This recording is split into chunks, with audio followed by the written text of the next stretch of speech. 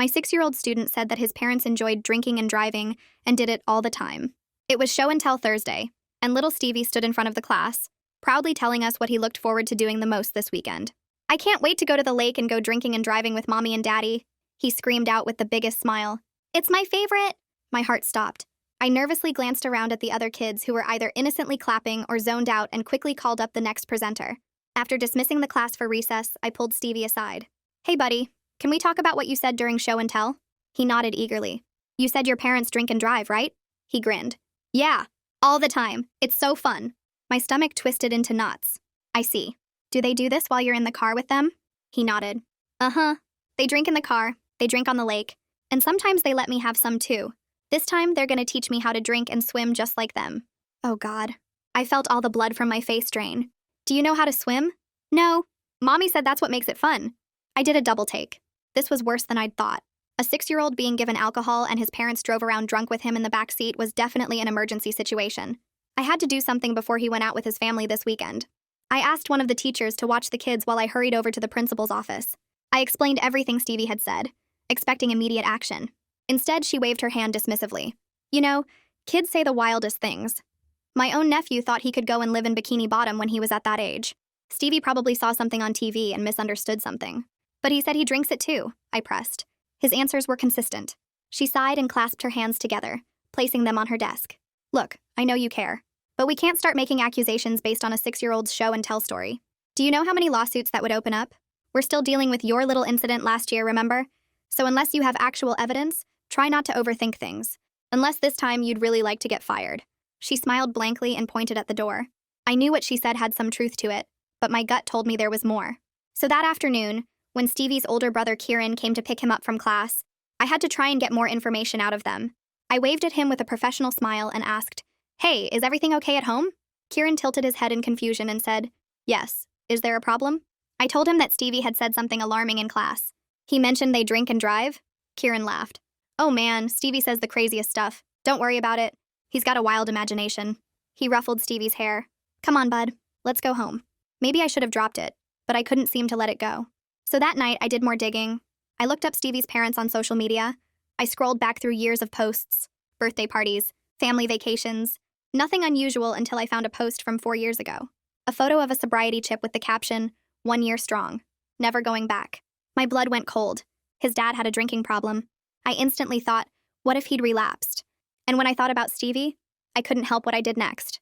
I called Stevie's parents and asked them to come in for a serious meeting. "Is everything okay?" his mom asked when they arrived, looking with a worried expression. His dad stood beside her menacingly, arms crossed over his chest. "I'm concerned about Stevie's safety at home. During show and tell, he said something troubling." I started carefully. "He said that you both drink and drive regularly, and that he's in the car when you do it. He even said he drinks too sometimes." There was a long silence. Then Stevie's mom's face changed. Her eyes went wide, and then she burst out into a genuine can't-catch-her-breath laugh. His dad joined in, shaking his head. "Oh my God," she managed between laughs. "I know what he's talking about." She looked at her husband. "The Sprites." I paused. "Wait, what?" I asked. His dad smiled. "We have this tradition. Every Sunday we drive to the park with Sprites. It's the only day we allow the kids to have soda because it makes them hyper. So yeah, we literally drink Sprite and drive to the park." That's what he means. I wanted to disappear into the floor.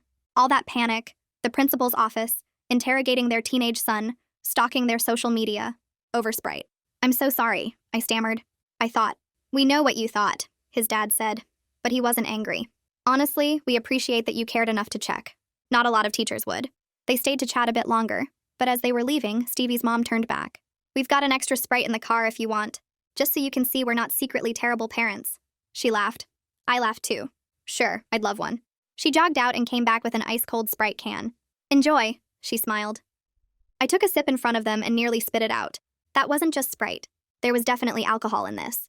I looked up at them, and they were now watching me with the darkest expression on their faces. The can slipped in my grip and I nearly dropped it but caught it at the last second. My fingers trembling so hard the metal felt slippery. My throat burned worse with each breath, and underneath the fizzy sweetness I could taste something sharp and bitter that made my stomach turn. The room tilted slightly and I blinked hard, trying to focus on their faces. Stevie's mother took 3 steps toward me and her smile stayed perfectly in place, but her eyes looked flat and cold like a shark's. She reached out and gently took the can from my shaking hand, setting it on the desk between us with a soft click. Her voice came out sweet and friendly, but every word felt like ice water down my back. She said teachers who care too much about other people's families sometimes need reminders about boundaries, and this was just a little lesson about privacy. My brain felt fuzzy around the edges, but her meaning came through crystal clear. They'd poisoned me on purpose.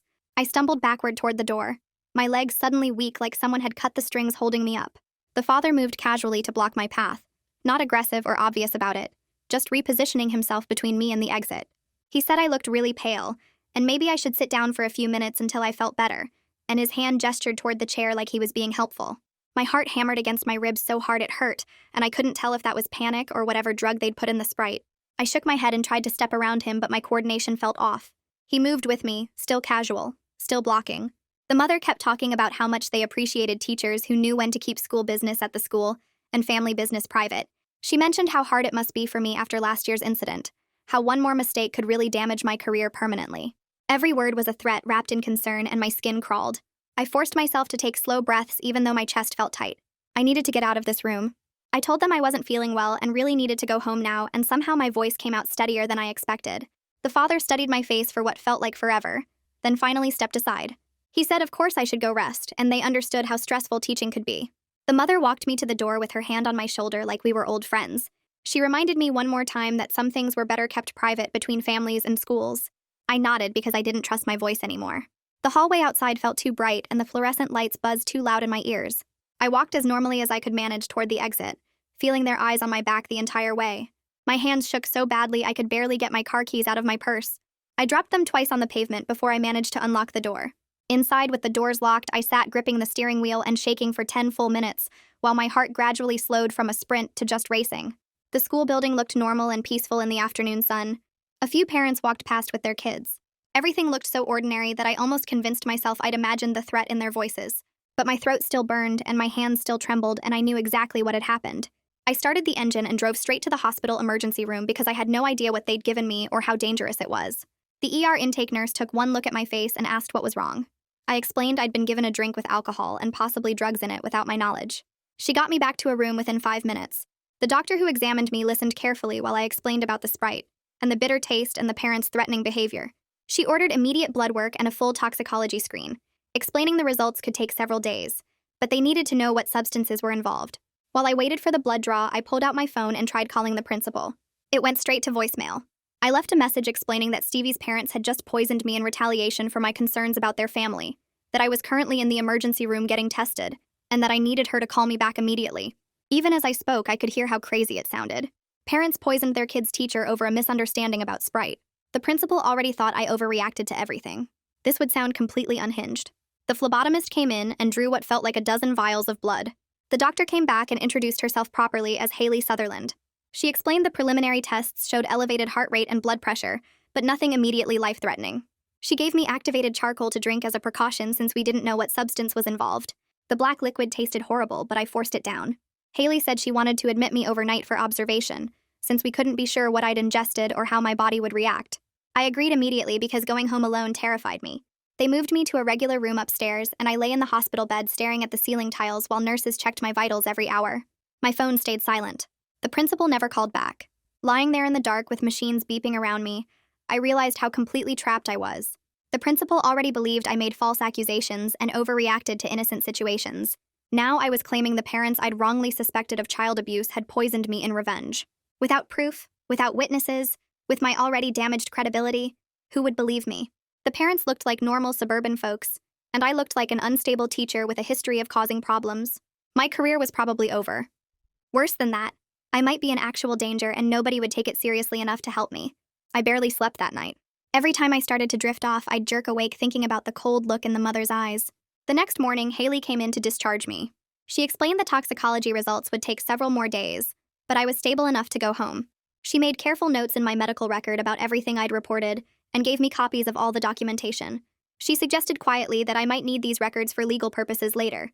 Her tone made it clear she believed something bad had happened, even if she couldn't prove exactly what. I thanked her and took the papers with shaking hands. Back home in my apartment, I sat on my couch and stared at my phone. I needed to call the school, but I was terrified of running into Stevie's parents during morning drop-off or afternoon pickup. What if they were there? What if they tried something else? I finally called the school office and told the secretary I needed to take a few sick days. She sounded annoyed and asked if I could be more specific about when I'd return. I said I wasn't sure, maybe the rest of the week. She sighed and said she'd let the principal know, her tone making it clear this was just one more problem I was causing. I hung up and sat in my quiet apartment feeling more alone than I'd ever felt in my life. Around 3 that afternoon, my phone buzzed on the coffee table, and I saw the school's number flash across the screen.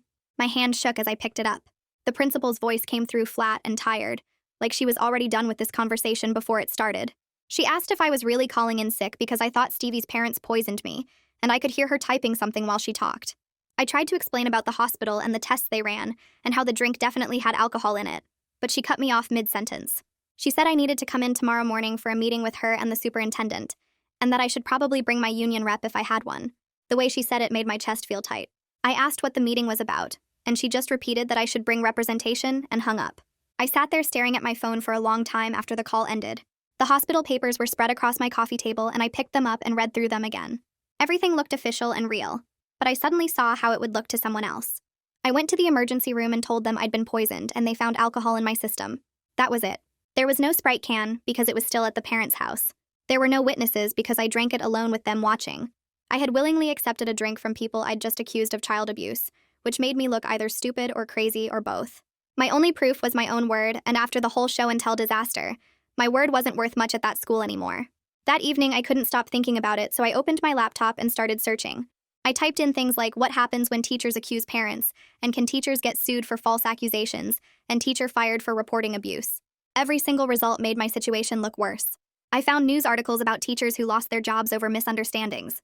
I found legal forums where lawyers talked about how schools always protect themselves first, and teachers last. I found a case from 2 years ago where a teacher made a report to child services and got sued by the parents and lost her house paying legal fees, even though she was just trying to help a kid. I read for 3 hours straight until my eyes hurt and my back ached from hunching over the laptop. Every story ended the same way. The teacher's career was destroyed. Some of them never taught again. Some of them ended up bankrupt from lawsuits. And most of them said the same thing in interviews, that they'd just been trying to do the right thing and it had cost them everything. I closed the laptop around 11 and lay down on my couch in the dark. Sleep didn't come. The next morning, I met my union rep in the parking lot outside the school administration building. Her name was Janet, and she wore a gray suit and carried a leather folder that looked expensive. She shook my hand and asked me to walk her through everything that happened. So I did. I told her about Stevie's show and tell, about calling the parents in for a meeting, about the Sprite that tasted wrong, about the hospital. She listened without interrupting and took notes in her folder. When I finished, she looked up at me and her face was serious. She said the school was probably building a case to fire me for harassing a family, and that this meeting was likely the first step in that process. She explained that even though I'd been trying to protect a student, the way I'd handled it looked bad. Going to the parents directly after the principal told me to drop it, accepting a drink from them, then claiming they poisoned me with no proof except my own story. She said it all added up to a pattern they could use against me. I felt sick. She told me to let her do most of the talking in the meeting and to only answer direct questions as simply as possible. Don't volunteer information. Don't get emotional. Don't try to defend myself too much because it would just make things worse. The superintendent's office was on the 3rd floor and had windows that looked out over the parking lot. He sat behind a big wooden desk, and the principal sat in a chair beside him. They both had folders in front of them that looked a lot thicker than Janet's.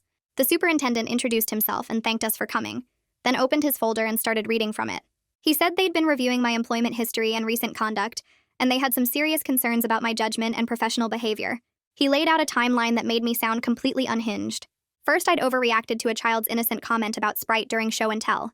Then I'd ignored the principal's advice and contacted the parents directly to accuse them of drinking and driving with their son in the car. Then I'd met with the parents again and accepted a beverage from them. Then I'd gone to the emergency room claiming they'd poisoned me. Then I'd called in sick and left a voicemail making more accusations. He said each incident by itself might be explainable, but together they showed a pattern of poor judgment and inappropriate behavior toward a family. The principal jumped in and reminded everyone about my incident from last year, the one she'd mentioned before. She didn't give details, but she didn't have to. Everyone in that room knew I'd already been on thin ice. The superintendent pulled out another paper and slid it across the desk. He said the parents had contacted their lawyer about my pattern of harassment toward their family. They were demanding that I be removed from Stevie's classroom immediately. They were also considering legal action against both me and the school district for emotional distress and defamation. He looked at me when he said that last part, like he was trying to make sure I understood how much trouble I'd caused. Janet spoke up for the first time and said I had medical documentation showing I'd been to the emergency room and that tests were still pending. The superintendent barely glanced at the papers she pushed toward him. He said the documents proved I went to the hospital, nothing more. They didn't prove the parents did anything wrong. He said anxiety and panic can cause real physical symptoms that feel like poisoning, and that maybe I should consider whether my own stress about the situation had made me sick. The way he said it was almost kind, like he was trying to help me see reason, but it made me want to scream. I'd tasted the alcohol. I knew what I'd drunk. But sitting in that office with all of them looking at me like I was the problem, I started to doubt myself. Maybe I had panicked. Maybe the drink was normal and my fear had made me imagine things. Maybe I really was losing it. Then the superintendent said they were placing me on immediate administrative leave pending a full investigation into my conduct. I had to surrender my classroom keys and my school badge right then. I wasn't allowed on the school property except for official meetings related to the investigation. He said the leave would be paid for now, but depending on what the investigation found, that could change. The whole thing took maybe 20 minutes from start to finish. 20 minutes to take apart everything I'd worked for since my last mistake. I handed over my keys and pulled my badge lanyard off over my head. My hands were shaking so bad I almost dropped the keys twice. Janet tried to negotiate something, some kind of arrangement where I could at least finish out the week or collect my classroom materials, but the superintendent said no. The decision was final. We needed to leave. I stood up and my legs felt wobbly. The principal wouldn't look at me. Janet put her hand on my elbow and guided me toward the door. In the hallway, she told me she'd be in touch about next steps, but her voice had that tone people use when they're trying to be nice about bad news. She knew this was over. I knew it too. I had to go back to my classroom to get my personal things with a security guard watching me. He stood in the doorway while I packed up photos from my desk and a few books I'd brought from home. The kids' artwork was still on the walls. Their names were still on the coat hooks by the door. Everything looked exactly like it had 3 days ago, when this was still my classroom and my life still made sense. I put everything in a cardboard box the guard gave me and walked out. Other teachers were in their rooms with their doors open, and I could feel them watching as I walked down the hallway carrying that box. Some of them looked away when I passed. Some of them stared. By tomorrow, everyone would know some version of what happened. They'd hear I got suspended for harassing a family. They'd hear I made crazy accusations and had to be removed from my classroom. They'd hear whatever version made the school look reasonable and me look unstable. Nobody would hear about the alcohol I'd tasted or the way the parents had watched me drink it with those cold, dead eyes. Nobody would believe that part anyway. I drove home on autopilot and barely remember the trip. My apartment felt different when I walked in, like it belonged to someone else now. I dropped the cardboard box on the kitchen table and stared at it. Everything from my desk fit in one box. 6 years of teaching and all my personal stuff fit in one box. I sat down on the couch and just stared at the wall for a while. Then I started crying and couldn't stop. Big, ugly crying where I couldn't catch my breath and my whole body shook. Everything I'd worked for since my last mistake was gone. I'd spent a year rebuilding my reputation after that incident, proving I could be trusted again, showing I was careful and professional. And now this. I tried to protect a kid and got poisoned for it, and somehow I was the one being punished while those parents walked free. The worst part was I still didn't know if I'd done the right thing. Maybe I really had overreacted about the Sprite thing. Maybe I'd imagined the alcohol taste because I was already scared. Maybe they were telling the truth and I was losing my mind. But my throat had burned. I knew what I'd tasted. I called my mom that night and tried to explain what happened, but halfway through I started crying again and had to hang up. She called back 3 times, but I didn't answer. I couldn't talk about it anymore. I just wanted to sleep and wake up and have this all be over. But sleep didn't come easy. I kept seeing their faces watching me drink that Sprite, those cold, dead eyes, the way they'd smiled. 3 days crawled by. I stayed in my apartment mostly, only going out for groceries once. I kept my phone on loud, waiting for the superintendent to call me back, but he never did. The toxicology results came back on the 3rd day. My phone rang around 2 in the afternoon and I grabbed it fast. It was Haley from the hospital. She said the results showed a lot of vodka in my system, plus traces of some sedative that doctors give people for anxiety. The levels were high enough that it couldn't have been casual drinking. Someone had definitely drugged me on purpose. I asked her to send me copies of everything right away. She said she'd email them within the hour and that I should probably talk to a lawyer. My hands were shaking when I hung up. This was proof. Real medical proof that I'd been poisoned. The school would have to believe me now. The superintendent would have to take this seriously. I called his office as soon as I had the email with the toxicology report attached. His secretary answered and I told her it was urgent, that I had medical evidence about what happened. She put me on hold for 5 minutes. When she came back, she said the superintendent was in meetings all day and would return my call when he had time. I asked when that might be, and she said she couldn't say. I sent the toxicology report to my union rep and asked what I should do next. She called me back 2 hours later. Her voice sounded tired. She said the toxicology results proved I had substances in my system, but they didn't prove who put them there. The parents could claim I drank on my own and made up the poisoning story to cover it. Without witnesses or the actual Sprite can, it was still my word against theirs. I felt sick hearing that.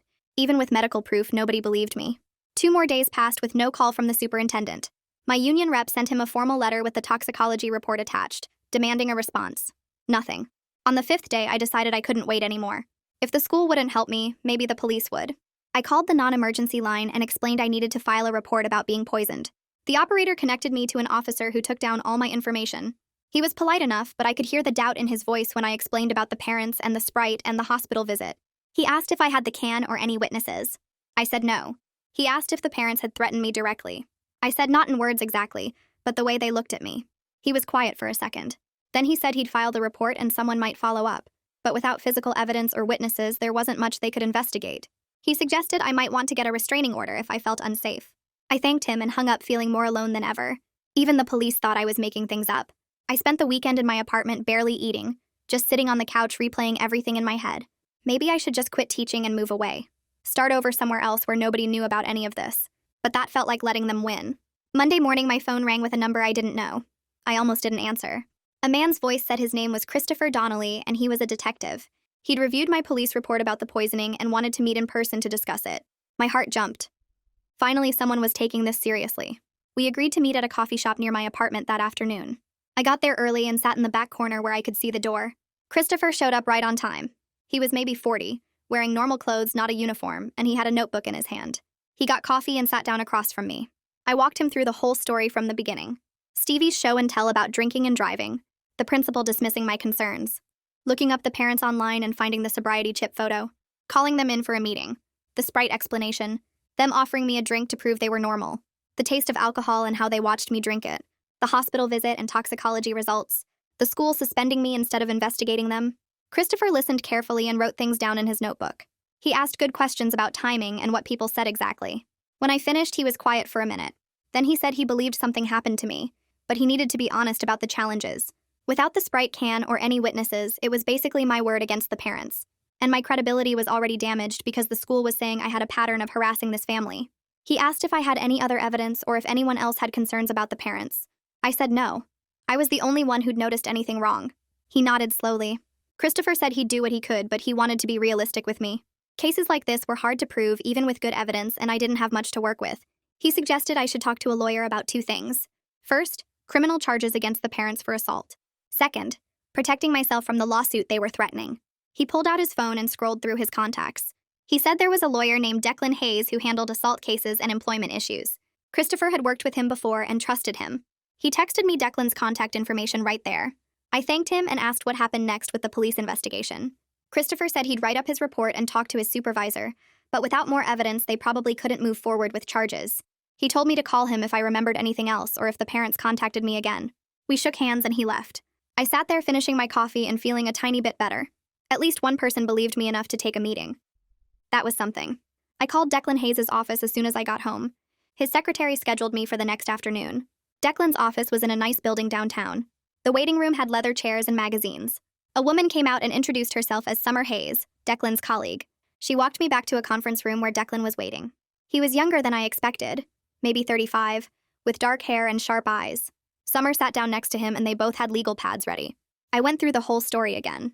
By now I'd told it so many times I almost felt numb to it. They asked a lot of questions, especially about the school's response and what the superintendent said exactly.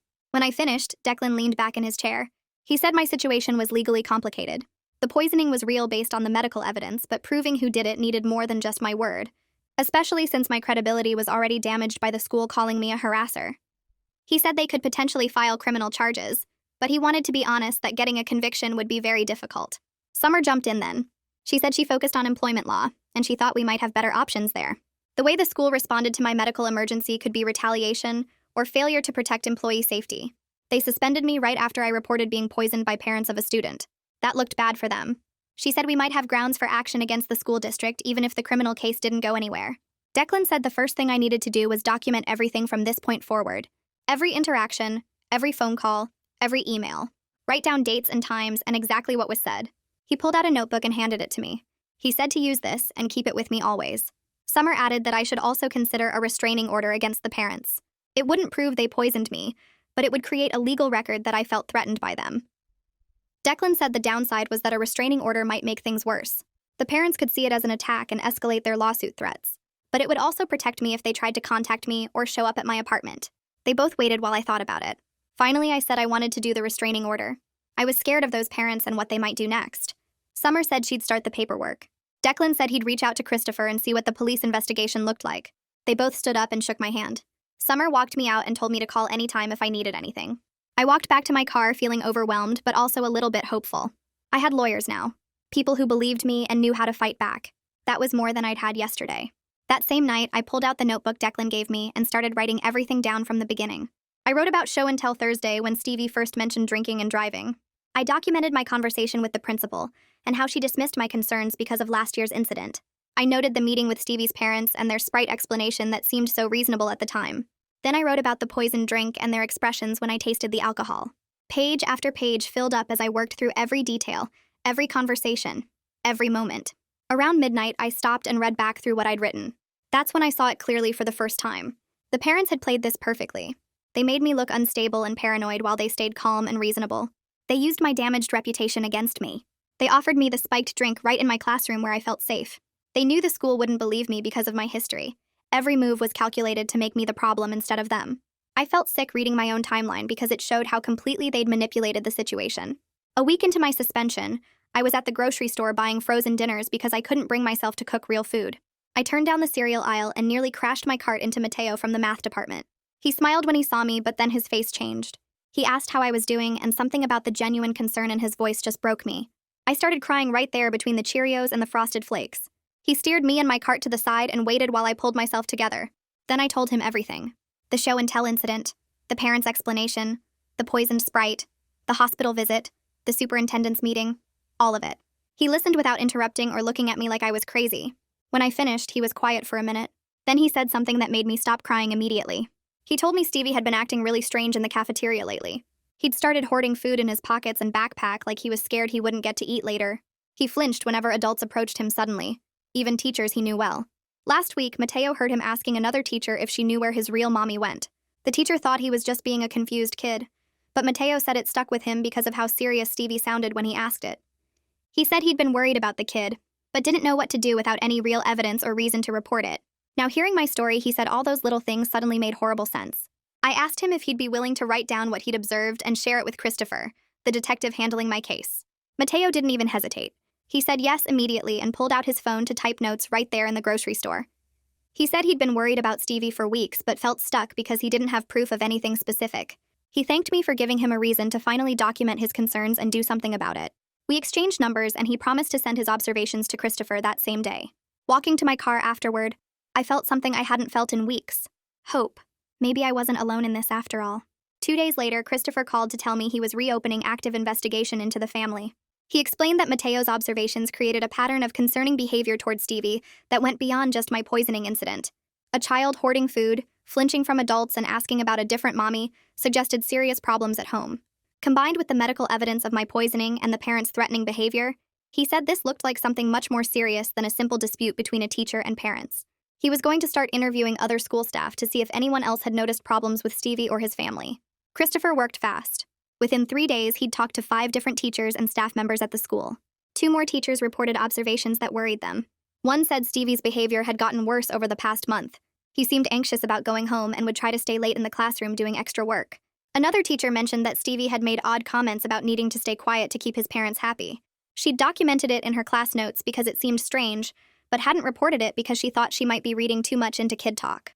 Now, with multiple people coming forward, Christopher said he had enough to take this seriously as a child welfare concern. Then Naomi, the school counselor, reached out to me directly. She called my cell phone one evening and started by apologizing.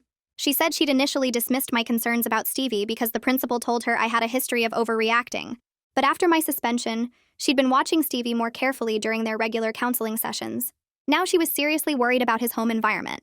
She said his drawings had become darker and more anxious. He'd stopped talking about his parents in their sessions. Most concerning, he seemed scared in a way that went beyond normal kid worries. Naomi told me that last week during their session, Stevie asked her a question that really disturbed her. He wanted to know if teachers ever disappear, and what happens to kids when their teacher goes away. She'd tried to reassure him that teachers don't disappear, they just sometimes move to different schools or jobs, but he kept pressing, asking where I went and if I was coming back. The question bothered her enough that she documented it carefully and reported it to the principal. The principal told her not to feed into drama and suggested Stevie was just confused about my suspension. But Naomi said her gut told her this was more than confusion. This was a scared kid trying to understand something frightening in his world. With multiple staff members now expressing concerns about Stevie, Christopher contacted Child Protective Services. He explained the situation to them, including the observations from teachers, my poisoning incident, and the pattern of behavior suggesting problems at home. They assigned a worker named Lori to conduct a home visit and assessment of Stevie's welfare. Christopher warned me this process could take weeks, and that CPS investigations move slowly. He said Lori would do an initial visit to assess the immediate situation, and then decide if further investigation was needed. I asked what would happen if she didn't find anything wrong. He said that was a real possibility because parents who are good at hiding problems often pass initial inspections easily. Lori did her first home visit 3 days later. Christopher called me afterward with the results, and I could hear the frustration in his voice. She'd found nothing obviously wrong with the home situation. The house was clean and well-maintained. Stevie appeared healthy and wasn't showing signs of physical abuse. The parents were cooperative and expressed concern about the false accusations from their son's unstable teacher. They showed Lori Stevie's room, which was full of toys and books. They had food in the refrigerator and cabinets. Everything looked fine on the surface. Lori's report was neutral, noting no immediate concerns for the child's safety. She recommended monitoring the situation but didn't find grounds for removal or further emergency intervention. Christopher said this was exactly what he'd been afraid of. The parents knew how to present well and hide whatever was really happening behind closed doors. Christopher must have heard the defeat in my silence because he quickly added that this was just the first step, and investigations like this take time to build properly. He said Lori would keep monitoring the situation, and any future visits might reveal more, and that we had to be patient even though it sucked. I thanked him and hung up, then spent the rest of that day staring at my apartment walls and feeling like the biggest failure in the world. The parents had won again, presenting their perfect suburban family image while I sat alone and suspended, unable to do anything to help Stevie.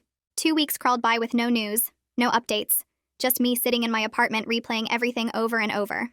Then one afternoon, a thick envelope arrived in my mail with a law firm's return address I didn't recognize. My hands shook as I opened it and pulled out the letter inside. It was from the parents' attorney, and the words made my stomach drop through the floor. They were formally accusing me of harassment, defamation, and something called intentional infliction of emotional distress. The letter went on for 3 pages, detailing every interaction I'd had with their family, twisting each one to make me sound like an unstable stalker targeting innocent parents. They demanded a written apology admitting I'd made false accusations, and they were threatening to file a lawsuit seeking damages for the stress and harm I'd caused their family. I read it 3 times, each time feeling sicker. I called Summer immediately, and she told me to scan the letter and email it to her right away, not to respond to anything, and definitely not to contact the parents or their attorney.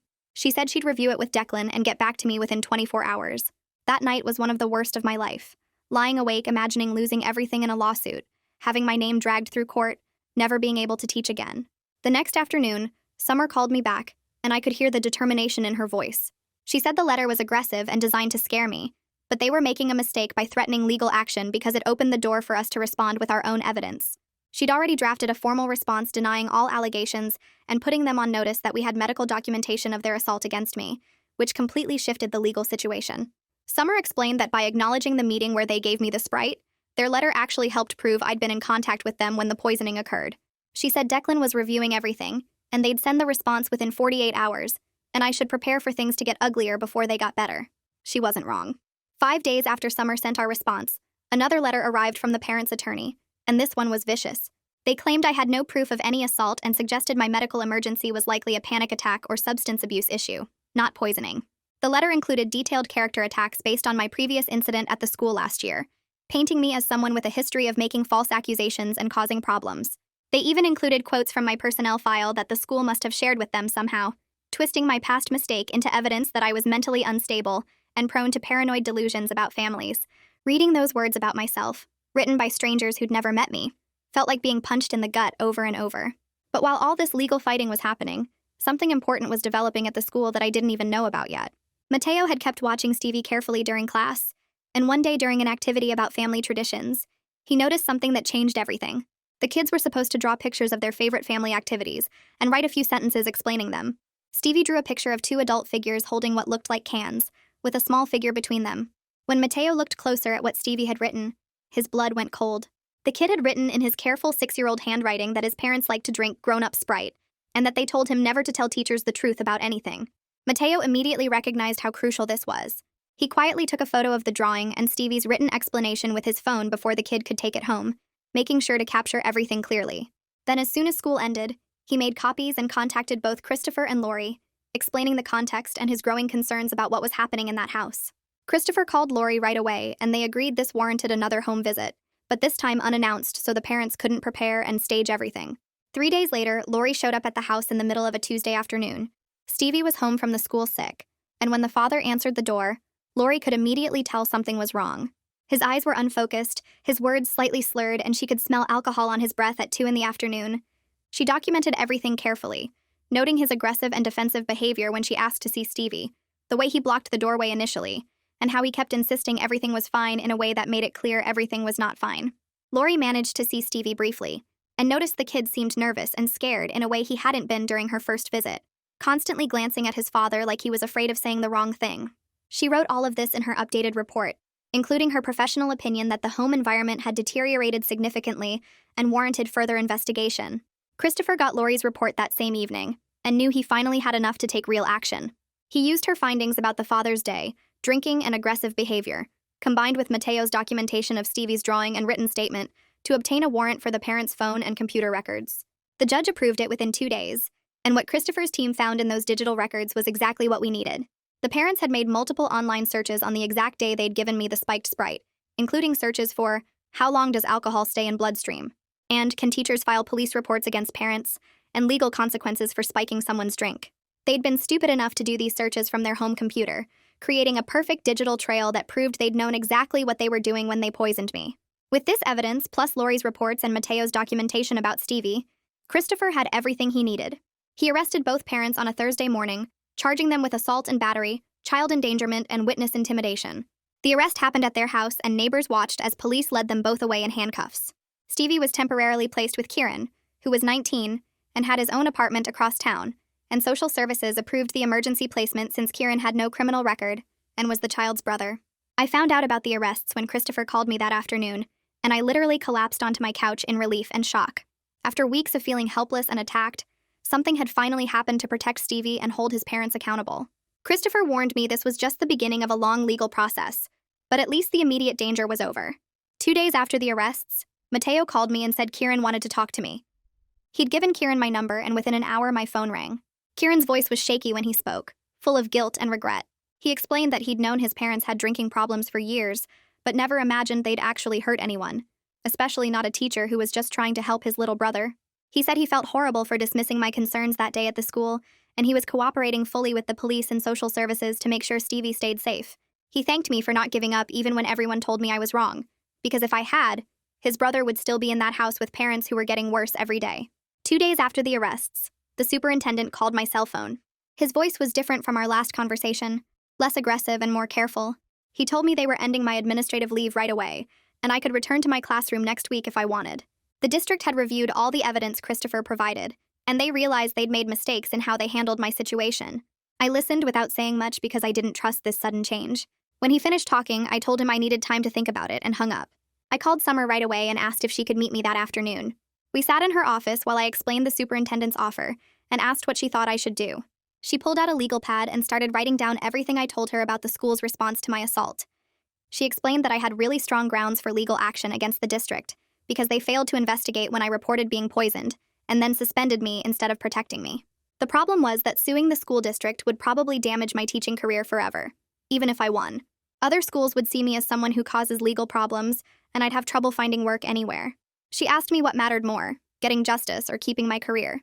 I sat there for a long time thinking about walking back into that building where everyone had watched me get humiliated.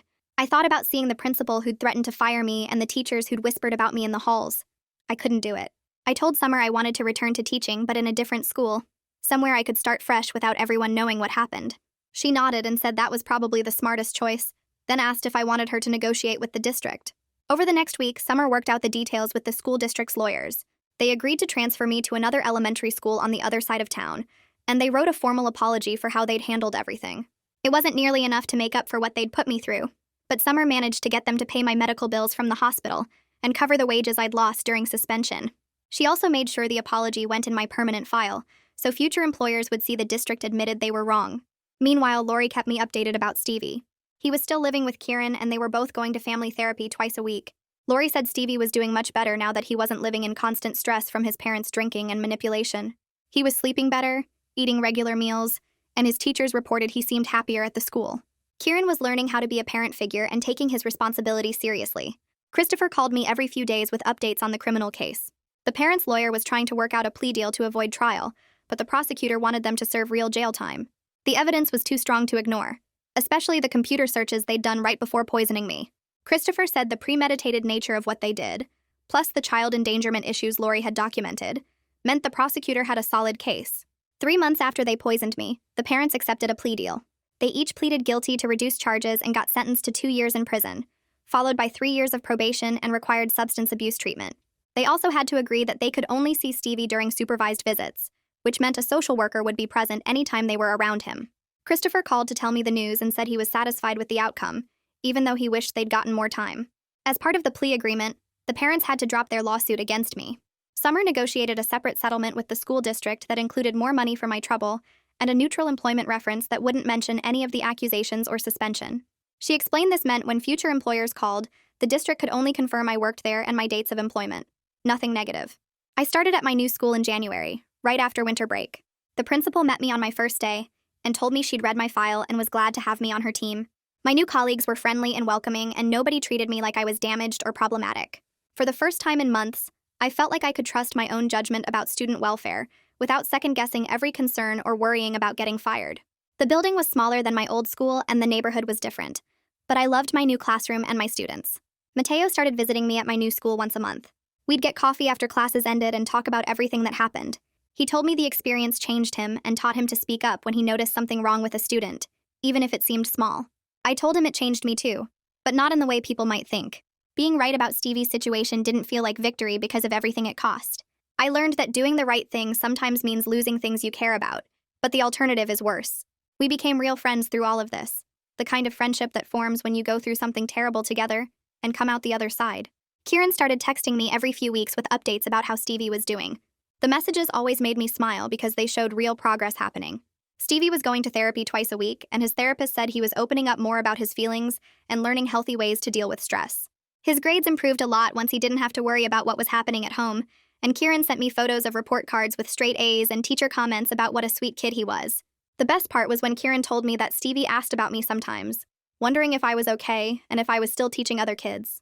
Kieran said his little brother remembered me as the teacher who tried to help him even when it was really hard, and that made everything I went through feel worth it somehow. 6 months after the whole thing started, I got a letter in the mail with a prison return address. My hands shook when I opened it because I recognized the names of Stevie's parents on the envelope. The letter was 3 pages long and written in careful handwriting that looked like someone took their time with every word.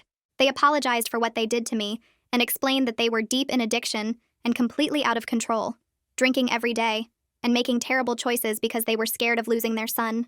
They wrote that poisoning me was the worst thing they ever did, and they understood if I hated them forever, but they wanted me to know they were getting help in prison and attending meetings and therapy. The letter ended with them saying they hoped I could forgive them someday, not for their sake, but so I could move on with my life.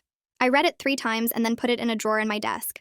I never wrote back because I didn't know what to say, but I kept the letter anyway. Around the same time, I started dating someone new, another teacher at my school named Donnie who taught 5th grade math. We met in the teacher's lounge one day when he asked about my story because he'd heard bits and pieces from other staff, and I decided to tell him everything that really happened. He listened to the whole thing without interrupting, and then told me he thought I was brave for not giving up on Stevie even when everyone told me I was wrong. We started getting coffee after school and then dinner on weekends, and it felt good to be with someone who understood the teaching world and admired how I handled everything instead of thinking I was crazy or dramatic. Life started feeling stable again in ways I didn't expect after such a mess. I still got anxious sometimes when parents came to the school events or when kids said concerning things during class, but I had better tools now for dealing with those situations. I was way more cautious about trusting the school administration to do the right thing, and I documented absolutely everything just like Declan told me to, keeping detailed notes about every conversation and every concern I had about students. Looking back on everything that happened, I learned that doing the right thing almost always costs more than you think it will when you start.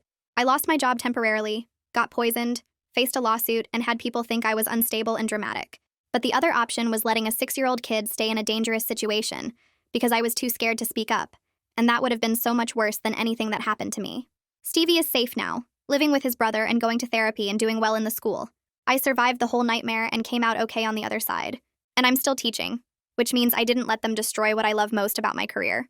That feels like winning, even if it didn't always feel that way while it was happening.